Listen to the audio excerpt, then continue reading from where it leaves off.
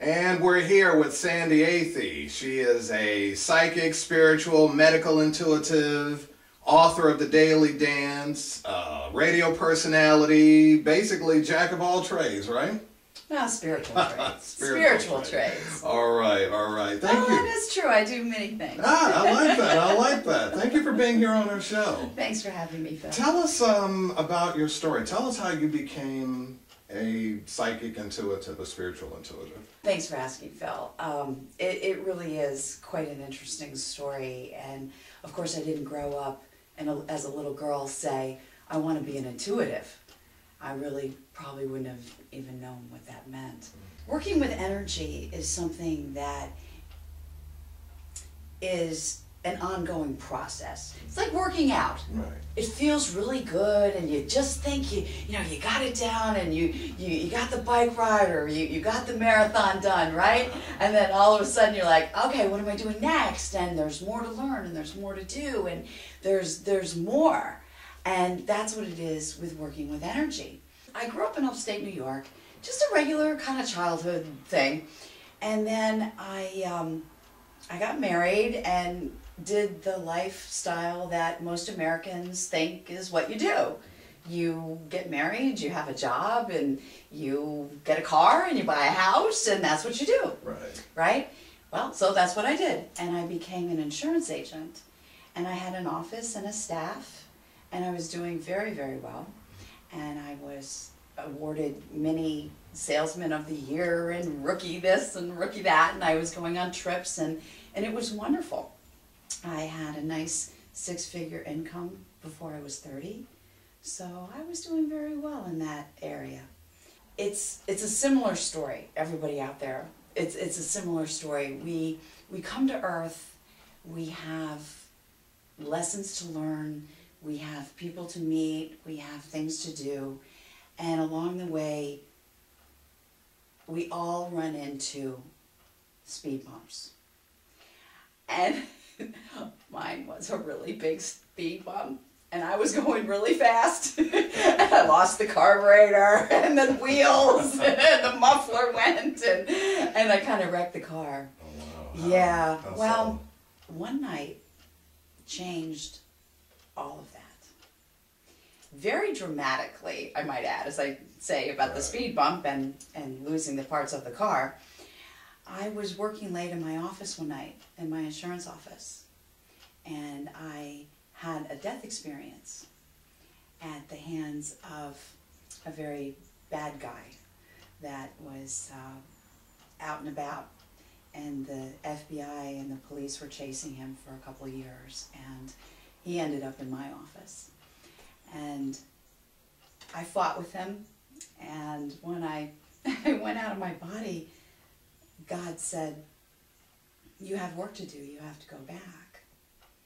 And he also said, and it wasn't as much that God said it, it's really an interesting thing to explain, because it isn't like it is in the linear world here, where you go to the other side and you hear a voice and then you step over there. Everything starts happening all at once.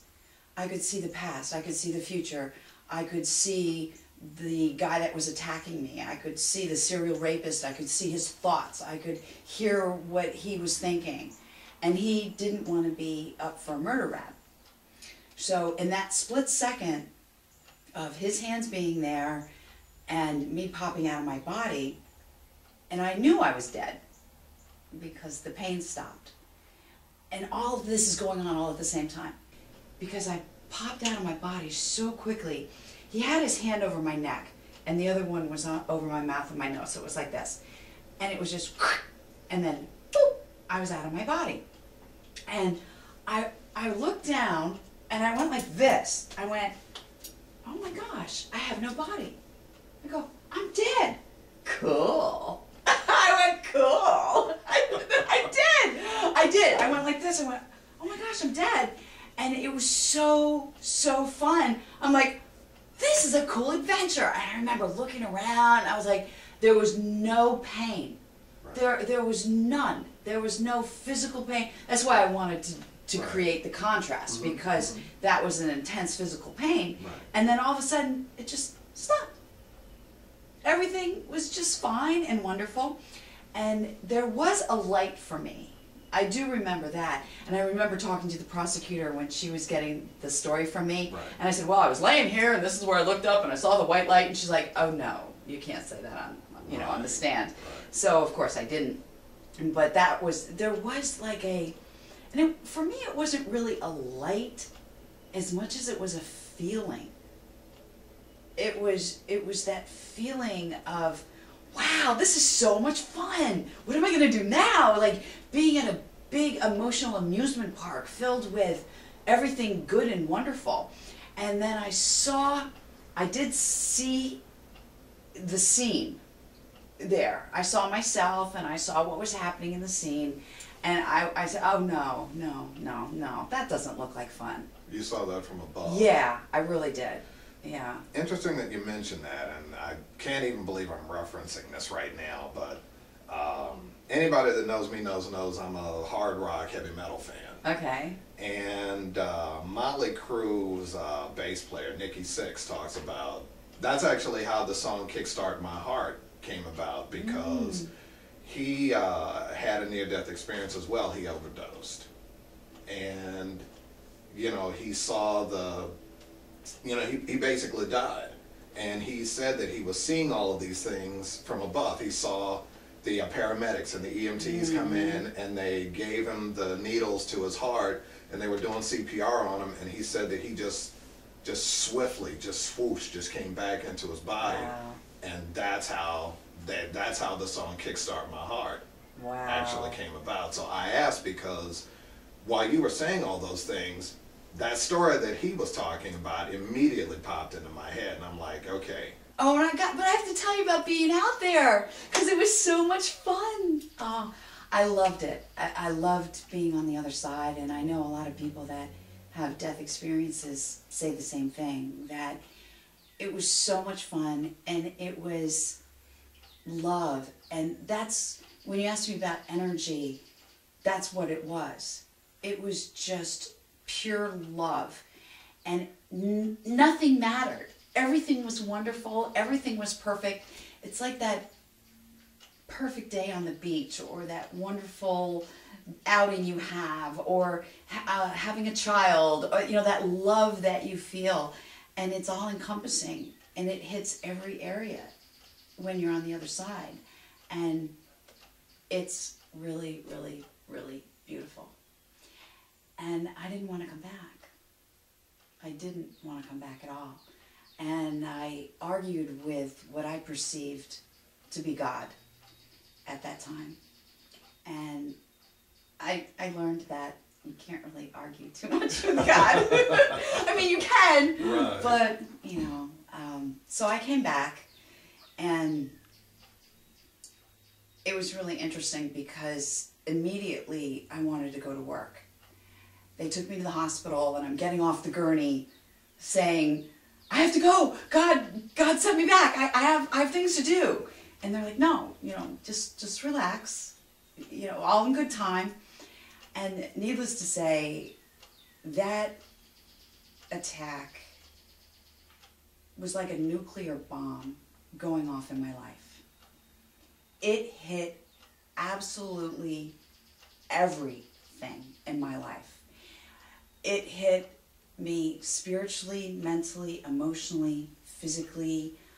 I lost my job. I went bankrupt.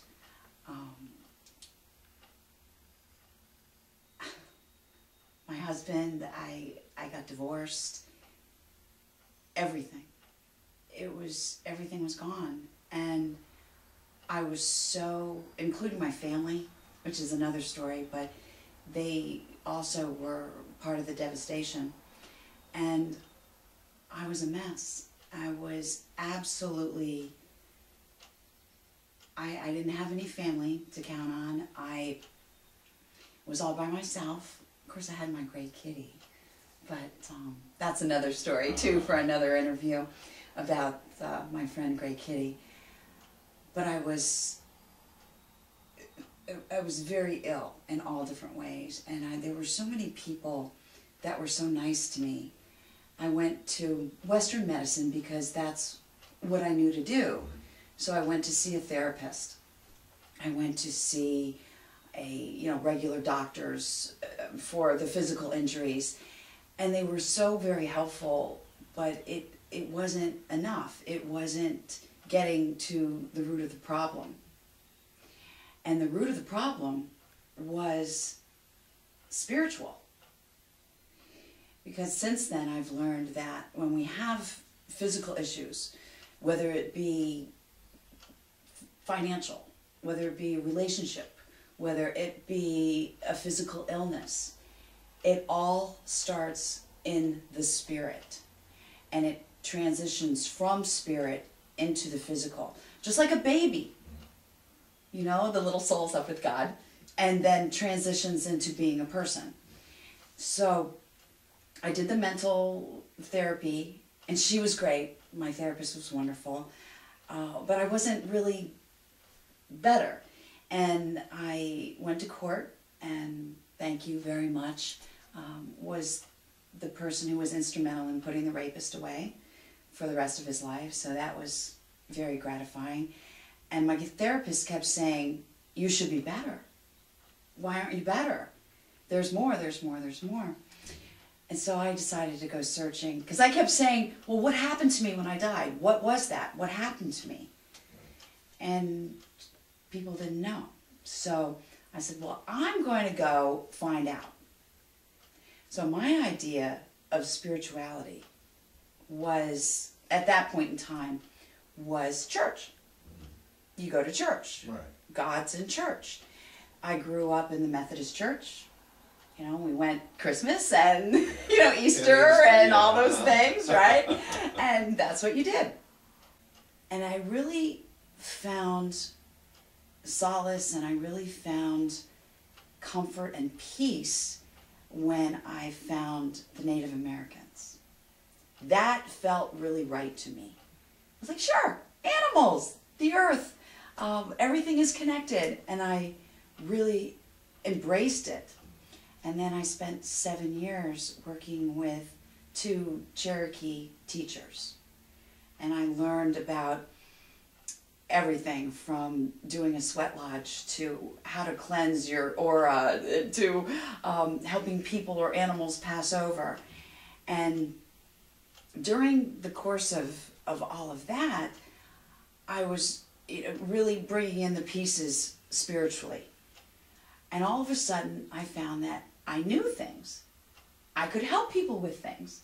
People would call me, and they would say, hey, Sandi, what do you get about, news stories. I used to get a lot of calls about news stories.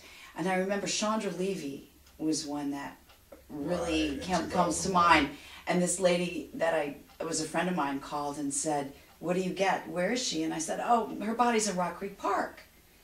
And this was 2 years before they actually did recover her in Rock Creek Park, because she came to see me. And those teachers helped me to understand how to talk to people from the other side, how to interact with all of those energies. And it evolved very organically into people affectionately calling me Psychic Sandi. Because I know a lot of people, and me included, would perceive psychics as people who tell the future. I don't. Right. During my adventures in healing, that was a wonderful portion of that. And as you can tell from knowing me and meeting me and being in my space, that there are lots of rocks and feathers and tomahawks and lots of wonderful things that embrace that way and that universal truth. And I really appreciate that so much. And then my studies went on from there to quantum physics. Yes! Okay. And that's how you and I got together. The various laws. The universal laws. Right. I realized that I'm responsible for everything. I'm responsible for what I think. I'm responsible for how I feel. I'm responsible for what I do and my actions. I was spending my entire life as a victim. And once I started understanding and realizing that I had the power to change that, then I changed it. And I was changing it along the way anyway. But I appreciate you talking with me, and I'm here to tell everybody that when the bomb goes off in your life, whether it be financial, whether it be a divorce, whether it be physical, whatever it is, that it can be healed, and that you can change anything in your life that you want to and have it be better and healthier and happier. We all have the power within us to change that victim stance into whatever it is you want it to be. And I was always determined that I was going to heal. I've always been determined that there was a happily ever after.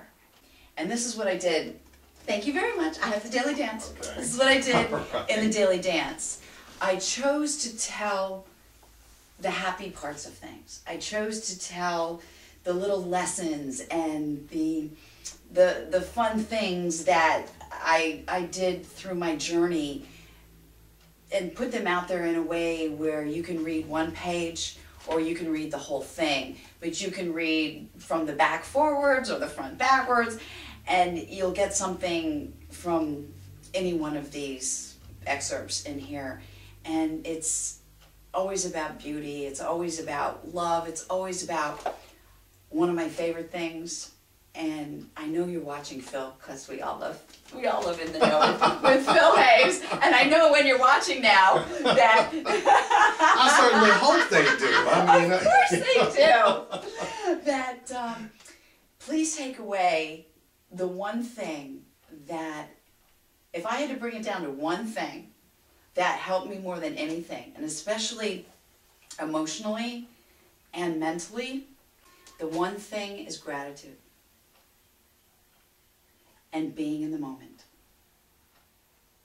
And just stopping and being grateful. I had somebody say to me years ago when I was in the real depths of darkness, what they would really call the dark night of the soul. And, you know, I've shared a lot with you, and I've shared a lot with your audience. And I remember one guy said to me one day, and he said, "Sandy, you can do anything for 5 minutes. I know you can. Just sit, quiet your mind, and be grateful for 5 minutes." And I'm going to share with you another thing, okay, besides gratitude, right, which of course is my one favorite thing, that really helped me. Mm-hmm. Opposites. Okay. Okay? Okay. My quantum physics teacher taught me about how the brain works, mm-hmm, and that we create these crevices of thought when, you know, we all know people that say, "Oh, I always get stuck in traffic," or we'll just use traffic because traffic is a very, we all get involved in that. Mm-hmm. And if you say it over and over, that's exactly what's going to happen. Right. But when you go out to drive on the road, you don't say, "We're not going to have any traffic," because you're still using the word traffic.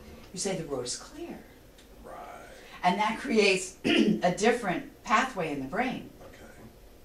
The vibration of words create our reality. Like the difference between appreciation and gratitude. Like, I love gratitude. I'm so happy and thankful. That's a thankful vibration. When you go one step deeper, you take it into appreciation. That even has that feeling of going deeper into the earth and that appreciation energy. Words are so very powerful. And you know, being in media, how powerful words can be. And so for everyone, and for you, I'm going to share with you, to be careful with your words.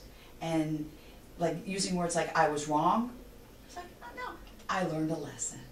I want to ask you something. You mentioned earlier about after you had crossed over in your attack and your experience, a couple of books that I've read lately from people who have had like experiences. One of them, I think everybody knows, is 90 Minutes in Heaven, Don Piper. That's a fabulous book. The one I just read most recently, and I actually mentioned it in the last show, was Proof of Heaven by Dr. Eben Alexander. Have you read that one? Oh, it's a controversy. Yeah, well, it's interesting because, again, coming from a neurosurgeon who had dismissed everybody else's near-death experiences, and then he has one, it's like, okay, you know, there may be some credence here. You said that you'd seen the past and you'd seen the present when all of these things were happening just, you know, rapidly at the same time. And you said that you didn't want to come back. Dr. Alexander mentioned something similar to that in his book about how the mindset would be that we wouldn't want to do good here, or we'd want to hurry up and just live life here so that we could get to the peace and the happiness that he and you and others that have had those experiences have found on the other side. For our viewers who may probably express their own, you know, level of skepticism, and, you know, to varying degrees, of course, what was it like in the brief time that you were there? What was it like? I mean, people say that, you know, they say that they saw family members that had passed, and, you know, I mean, again, these are just in my research, you know, in near-death experiences. A lot of people have said, you know, when they came back, they said, you know, we found, you know, we saw Uncle whoever, or we saw, you know, whoever was, you know, somebody that may have gotten hit by a bus or a truck or something and passed away, and it's like, wow, I saw that person, and, you know, now, you know, they're okay, and, you know, all of that. What was it like for you? It's different. It's a different type of experience. Like, what does chocolate taste like? What does blue look like? Well, that's true. Those are finite experiences. You know, it's the same thing. It's like, well, blue looks like, you know, it's hard to describe a color. Right. It's hard to describe being on the other side because there's nothing here really that feels like that. Do you think that this experience led you to the gift that you have, being an intuitive as you are, and being able to telepathically, I believe is the word, connect with people on the other side? I work so much better when I don't know anything. Really? Mm-hmm. On the radio, a caller somebody I don't know, I get a very clear picture. Very, very clear picture. And yes, you're absolutely right. That experience, science has found that when people have a near-death experience, there's literally a place in the brain that physically gets changed. And that's the psychic part, you know, the intuitive part of your brain. And oh, mine just opened up. I had all kinds of things. I would see things and know things I had never experienced before. And it was terrifying. I had no idea how to work with it. And over the years, I learned how to work with it. And I love helping people with it. And if I don't know them, and it's even more difficult for me to do it in person, that's why I do schedule my sessions on the phone. And I do offer, of course, free reads on any of the radio shows that I'm on that offer call-ins. Then people are welcome to do that. And there are podcasts on my website.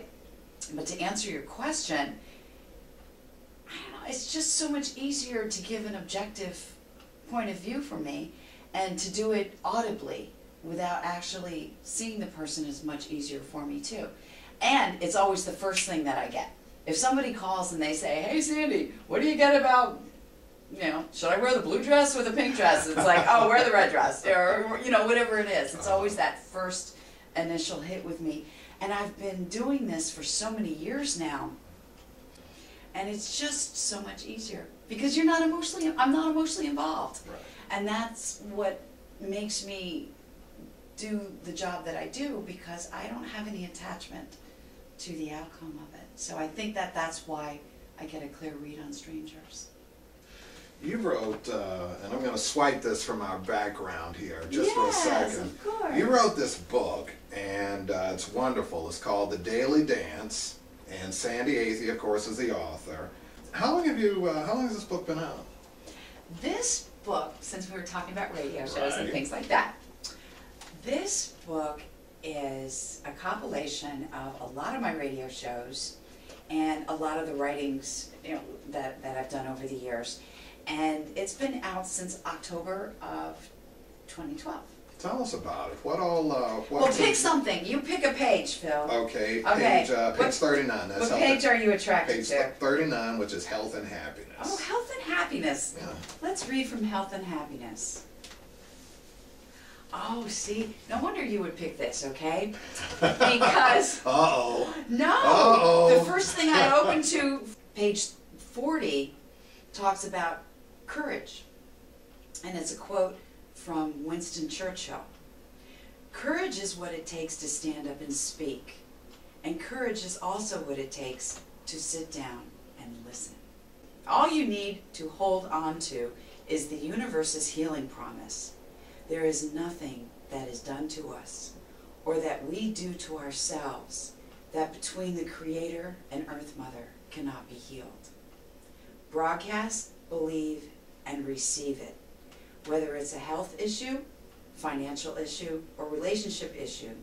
In these uncertain times, have faith and go forward with courage, knowing that you have chosen this path and have learned many lessons. Gather up all that confidence and stand strong in who you are. That's from the Daily Dance. You can get it on Amazon.com or Barnes & Noble. I was just going to ask that. Do you have any? I know it's on your website. Yes, and if you order, when you order, see Right, the words? Right. When you order from my website, I will sign it and send it.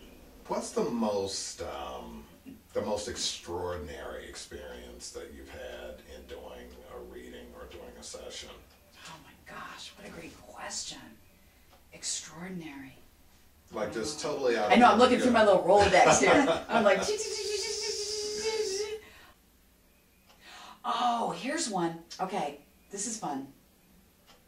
Very, very, very nice lady who was in Congress called me quite a few years ago. So if anybody's going to Google anything, you're not going to find anything. This was a while ago when I first discovered who Psychic Sandi was.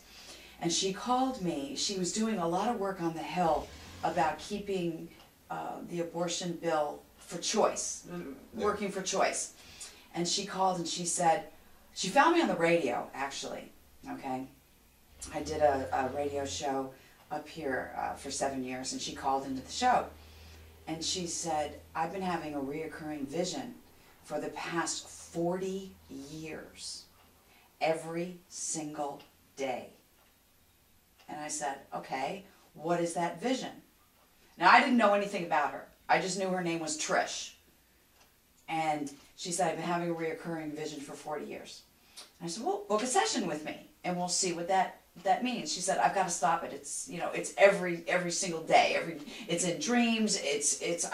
I'm awake and I see it. And I said, okay, call me. So she called me. We had 2 sessions. And in the first one, I looked and I saw that there was definitely something. Remember, I didn't know anything about her other than her name. And while we were talking, I said, I definitely see something about babies. And she said, well, okay, keep going. And I said, this is a past life. Now, I'm the general practitioner of intuitives. I do past lives, I talk to the other side, I do medium work. The only thing I really don't do is tell your future. Right. Okay, that's up to you to tell your own future. But I do a lot of different things. So I'm more the GP, I'm more the general practitioner. So I said, well, okay, this looks like a past life issue. This is something we need to look at. Because I looked at her vision. I can actually tune into the frequency that is her vision and see what she sees. So I did that. And what I saw was a woman walking down a dark alley. going up some back stairs. Based on what she was wearing, it looked to be about the 1930s, 1940s, something like that. And I could see her walk into an office and then curtains down. Didn't see anymore. So I described that to her and she said, "That's it. That's my vision." I know. Okay, let's see what happens. And then the second session, I took her back to the vision. I took her, well, it's her dream, her vision. And I said, once you get in the door, let's go past that. Let's see what happens next. And of course, this is throughout the course of the session. And I just work here. The universe was so loving and so sweet to her that I was able to hold the space for her so she could feel safe enough to look past just walking in the office. And she saw herself going into a back room and getting an abortion. Wow. And it didn't work out very well, and she passed away on the table from it. And she immediately came back because she was born in, I want to say, probably the early 50s. She immediately came right back, and she was working on the Hill for abortion rights, which makes sense. Exactly. So I sent her on her way. I did blessings. When you work with the past life, you want to make sure that, and this is something that Thunder Bear taught me, that you disconnect all the pictures because they'll connect to what happens with our soul in this earth walk. So you want to disconnect the pictures, have gratitude for the lesson, have the healing, and then, you know, tuck it, clean it up, tuck it away. She was so wonderful. She sent me a card, and she said, "I haven't had it since." Wow. It's all about getting to the core. You know, the word psychic itself, and it's in, I have a definition in the Daily Dance, means sensitive to forces beyond the physical. That's all it means.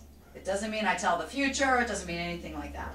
But the word psychic itself can sometimes kind of scare people like that because they think of, you know, the cartoon, exactly, like the used car salesman, right. You know, we all know what we think of there. And the same thing with the psychic. But the way that I choose, again, we're back to choices here. The way that I choose to use my gift is the way that it works really the best. Like, you know, you want to always use your gifts the way that it works the best. I am really, really good at helping people find the root of their issue. Whether it be spiritual, mental, emotional, or physical. Or the lady that called on the radio one night and said, "Hi, this is Sue from California," or wherever she was calling from, and she said, "I want to know why, you know, my car, I keep having trouble with my car." And I looked and I said, "There's somebody you need to forgive for something that happened 15 years ago." And then she went off like a rocket. "Oh no, he cheated on me. I'm not gonna," I mean, it was really funny. She said, "I'm not gonna forgive him. He doesn't deserve to be forgiven." I was like, whoa. We could tell what space she was in, you know, because that's another thing, you gotta forgive. Right. Thank you so much for the time that you gave us today, Sandi. I'm glad I got a chance to interview you, and thank you for, you know, sitting down and taking time out of your schedule and letting us talk about the Daily Dance and all of the things that you do. Thank you so much. It's my pleasure. All right. It's my Thank pleasure. You so much. Be sure to check the credits at the end of this show, as we do at the end of all of our shows, so that you can find out more information about Sandi and the Daily Dance and how to order her book and perhaps utilize her services as well. I'm Phil Hayes, and you're in the know. We'll see you next time.